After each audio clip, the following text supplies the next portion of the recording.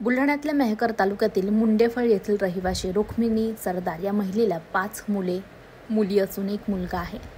प्रभू सरदार हा मुलगा बँकेमध्ये कर्मचारी असताना सुद्धा वृद्ध आईला दवाखान्यात घेऊन जातो असं सांगून थेट खरेदी विक्री विभाग मेहकर या कार्यालयात वयोवृद्ध आई रुक्मिणी सरदार यांना घेऊन गेला आणि आईच्या नावाने सर्व असलेली शेती आपल्या नावाने करण्याची प्रक्रिया सुरू केली. आई वयोवृद्ध आणि आजारी असल्याचा फायदा घेऊन तिच्या नावे असलेली शेती परस्पर कुटुंबातील 5 मुली वारस असताना त्यापैकी कोणालाही विचारात न घेता प्रफुल्ल सरदार या मुलानं शेती खरेदी करण्याकरता रजिस्टर कार्यालयात घेऊन गेल्याचं प्रकरण उघडकीस आलंय.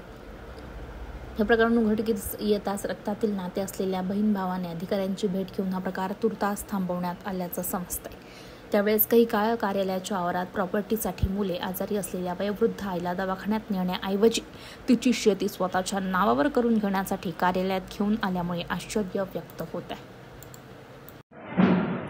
मी रुक्मिणी बळीराम सरदार यांची मुलगी संगीता बळीराम सरदार आजची जबान देते की दिनांक 6/11/2025 रोजी प्रफुल्ल बळीराम सरदार यांनी माझी आई रुक्मिणी बळीराम सरदार यांना जबरदस्तीने तहसील कार्यालयामध्ये जमीन नावावर करून घेण्यासाठी घेऊन गेला आहे, तरी याची योग्य ती नोंद घेण्यात यावी. उर्वरित वारसांच्या लक्षात आल्यानं संबंधित विभागाकडे तक्रार दाखल केल्याने हा प्रकार थांबवण्यात आलाय. महादूत न्यूजसाठी अनिल सिंग चव्हाण, बुलढाणा.